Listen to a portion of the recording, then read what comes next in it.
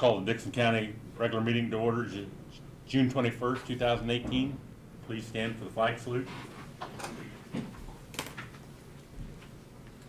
I pledge allegiance to the flag of the United States of America and to the republic for which it stands, one nation, under God, indivisible, with liberty and justice for all.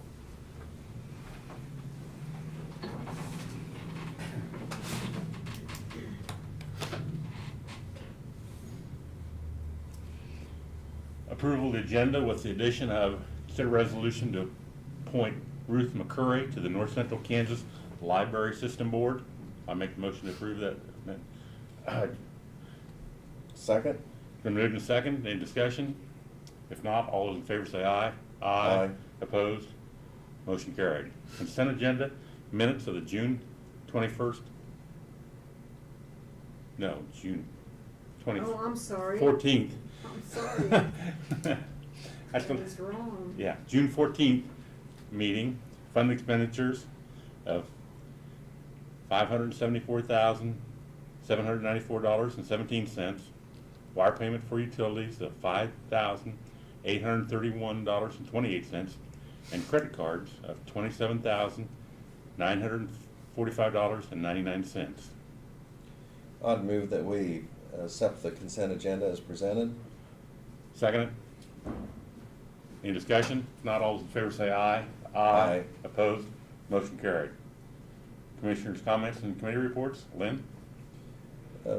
We had a board meeting for Central Kansas Mental Health on Monday that I attended, and then also I'll mention this past week, Great Plains Manufacturing made their announcement that they're going to have an expansion on their Kubota brand skid steer attachments and some other things, and that it's going to involve using what was formerly the Alco warehouse, but it was well attended, and also there was quite a partnership between the city, Dixon County Economic Development, and just lots of parties involved for that successful effort. But it was certainly good news with the employment that they're going to offer, and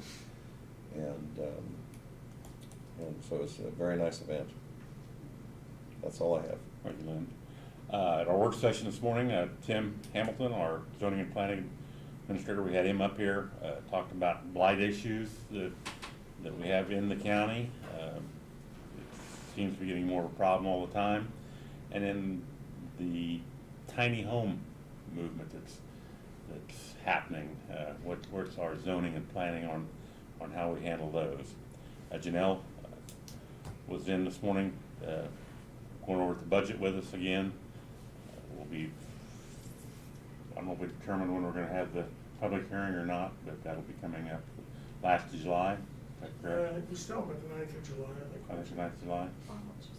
Or August. August, sorry. August, yeah, Yeah, August, a yeah. month ahead Yeah. of time, yeah. That was all we had in our work session. No presentation of petitions, proclamation, or other public comments. Kathy, you want to say anything? Okay. Brad, you want to give your report? Certainly. I notified you earlier this week that the project on Eden Road at Old 40, the bridge project, was scheduled to have the pour done on the concrete. Obviously, it was delayed from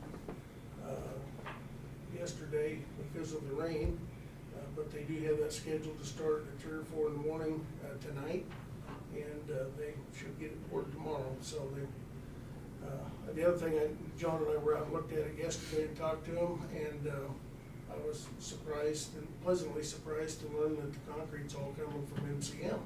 I thought earlier on that it was coming from another out-of-county company, so it's good to know that it's a local company got their concrete business. So obviously that'll take all the resources I'm sure that MCM can provide them. I don't know how many yards of concrete goes into that, but I'm sure it's a bunch. So, and they'll be running nonstop until it's completed throughout the day tomorrow. We are going to have Ricky go out and we'll do a drone flight and videotape a small portion of that going on, and we'll put it on the website for people to see. It should be kind of impressive. So we're in the process of applying for 2 more fish passage grants from U.S. Fish and Wildlife. 564 Oak Road and 777 Paint Road are the two that we're applying for. And we have no reason to think that those won't be approved. And that will amount to about $98,000 in grant money that will come to us from the federal government for those projects. That again will pretty much pay for all the materials to do those two projects. Probably be done, I'm gonna guess next year. I don't know that we'll get them done this year or not, so. John has also been working on an application, what is the acronym of FLAP, which is the Federal Land Access Program. That money has become available again. They opened the grant program up, and that would allow us at sometime in the future, if it's approved, to overlay Trail Road, which goes from the Geary County line around up to Curtis Creek, or the entrance into Curtis Creek. We did a skim coat on that last year, and I think we drove that on one of our tours, didn't we? Mhm. And so, sometime in the future, that's gonna require a 2-inch overlay, so if we can get some assistance through a grant program on that, this particular grant, I think, is an 80-20 match, so we would have to come up with 20%, but 20% is a lot better than, of $1 million is a lot better than paying 100% of $1 million, so. Don't know how that'll go, but we're in the process of working on it. We'll throw our hat in the ring and see if we're lucky enough to be chosen.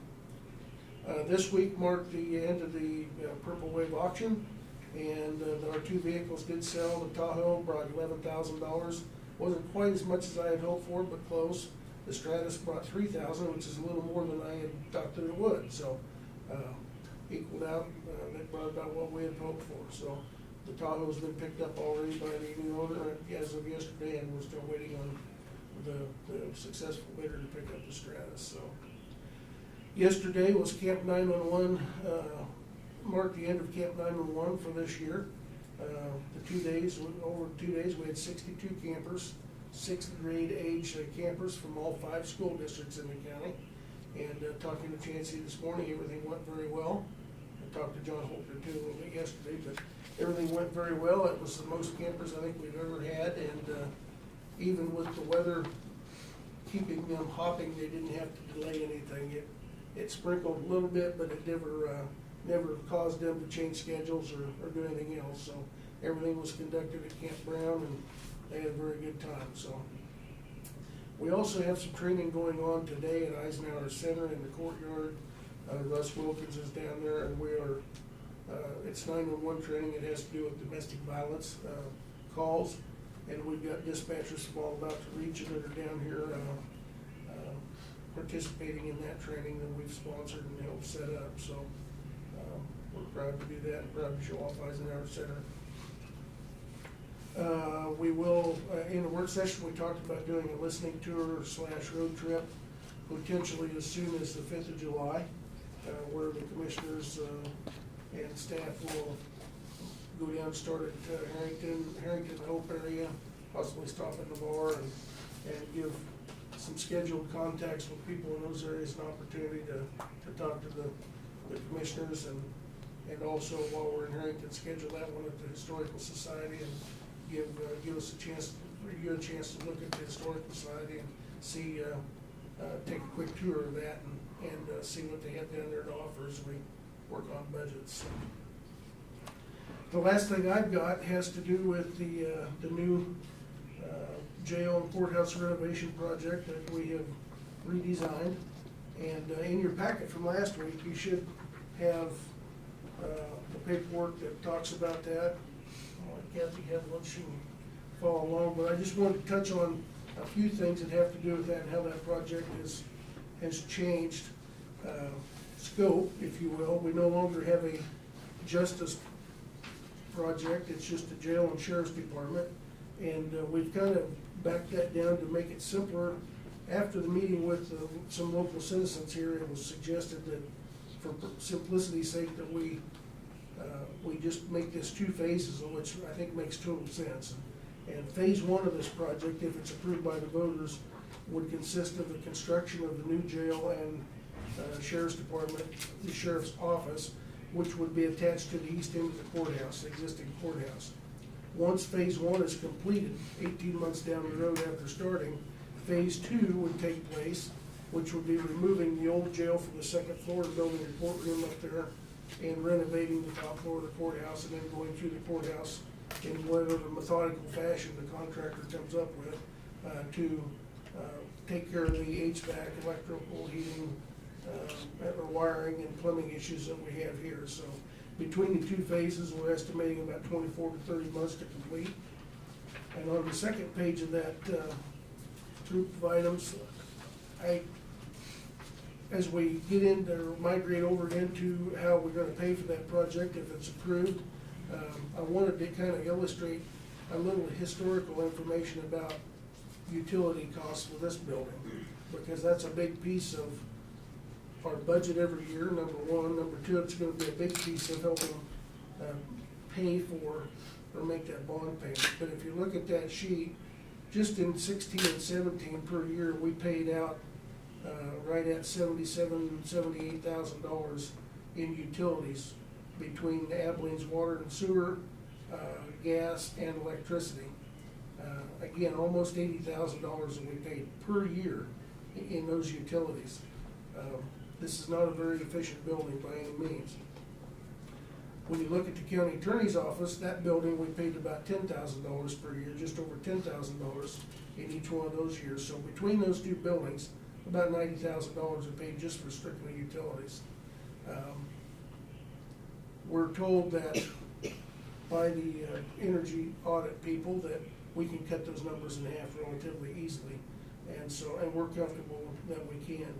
The next section that talks from 2006 to 2017 shows the hard numbers of what we paid for maintenance costs on the courthouse alone over those years. You can see some of them were higher than others. In 2011, we did a pretty substantial overhaul where we put valves in each one of these registers throughout the courthouse, because prior to that, we couldn't work on one register without shutting the whole system down. And so we went in and put valves so we could turn that off, take this register out of line without shutting the whole system down for a day. And that was kind of expensive. But for the most part, we're, averaging, well, you can kind of look at it, there's from 2011 forward, see where the numbers are increasing, but for plumbing and heating, air issues, $20,000 to $25,000 a year in maintenance costs. Electrical isn't quite as much, but then we also, starting in 2012, hired a maintenance man that's a certified electrician, so we're not paying out to electrical contractors like we would be otherwise. So the costs have been pretty substantial over the years, and those costs certainly would be reduced by when we redo the facilities and everything's covered by a warranty and newer. So if you look at the savings, we're figuring conservatively at 50% of the utility costs would be about a $40,000 savings per year.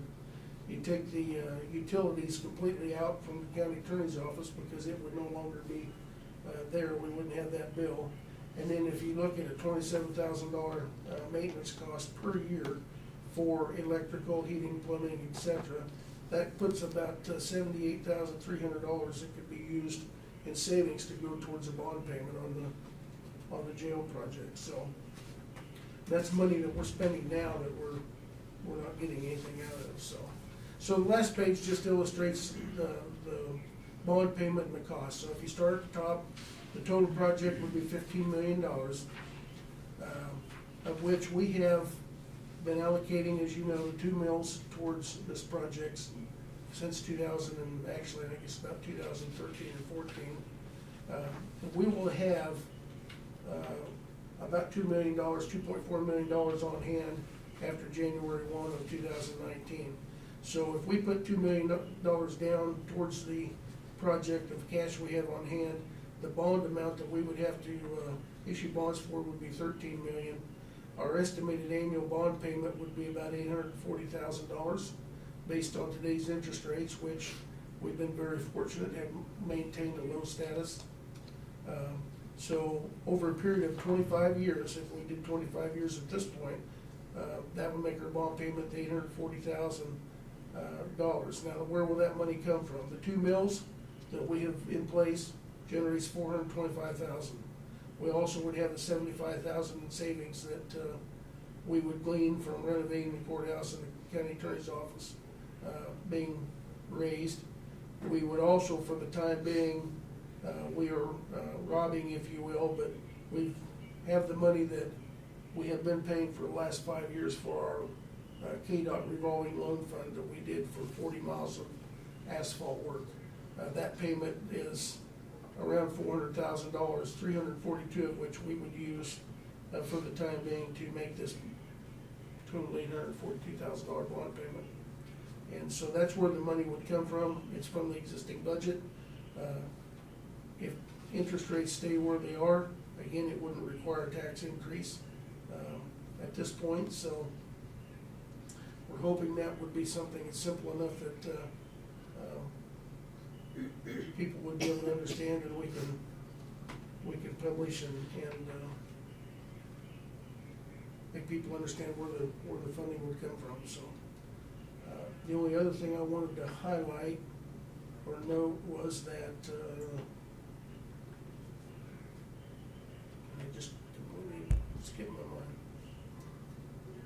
Pipeline? Pipeline, yes. In the future, in 2021 is the first year that 2020 would be the first year the pipeline would be assessed. And 2021 would be the year that we would see the first revenue for the Keystone or Trans-Canada pipeline. So, and we're estimating that at a minimum to be $800,000 annually of revenue that we're not seeing now that would be coming in. So at that point, that would certainly help to offset this expense as well and to help pay for that in the future. So we know of absolutely no reason why that won't take place, and if anything, it should increase because of the increased consumption of material that they're gonna be pumping through that pipeline. So and of course, the first payments on this, if it is approved on August 7th, the first payments wouldn't be due until sometime in 2019, if not even 2020. So questions? Thank you, Brad. Do you have, and I would open it up to Kathy too, if she Yeah. has any questions, or Doug, or anybody, Barb. or Barb, anybody anything that we haven't covered that you think the public will question, so. We have kept the website up. It's been updated as recent as this morning. We've added some stuff for this particular project, and we do have a picture on there to kind of show what the facility would look like as it's designed today. So I would encourage people to go to that and take a look at that. And there's quite a few documents and stuff, and this information will be on there as well. So Yeah, they show the pods. That's a lot of people that haven't been into a jail before that show one in Stewart County. yes. And then it shows what it looked like, and then we've got a top view with it open that shows the layout of the jail and sheriff's office. Thank you, Brad. No other questions? Doug? No, nothing, thank you. I'll get on here then. Notice of communications, we did get an invitation to the KAC conference coming up 15th through the 17th in Lenexa. And we're already reserved, so. Okay. That's all the mail there was? None? Introduction and consider the resolutions. We do have a resolution to appoint Ruth McCurry to the North Central Kansas Library System Board. I make a motion we approve resolution 062118. This resolution established an appointment of a board member by the system board of the North Central Kansas Library System to represent Dixon County. This was caused, I shouldn't say created, or caused by House Bill in 2012,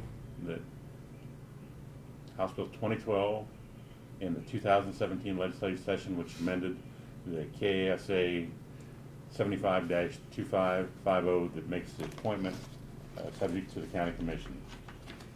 Second. Been moved and second. Any other discussion? If not, all those in favor say aye. Aye. Opposed? Motion carried.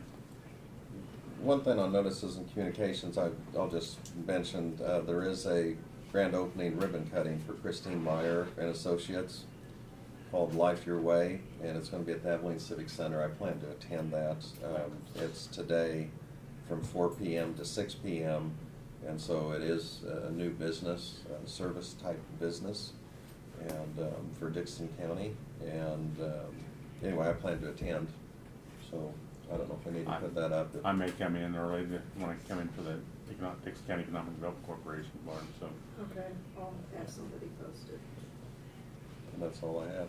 Otherwise, I'd make a motion to adjourn. No unfinished business. Oh, okay. Other business? Now entertain. Now I will make a motion to adjourn.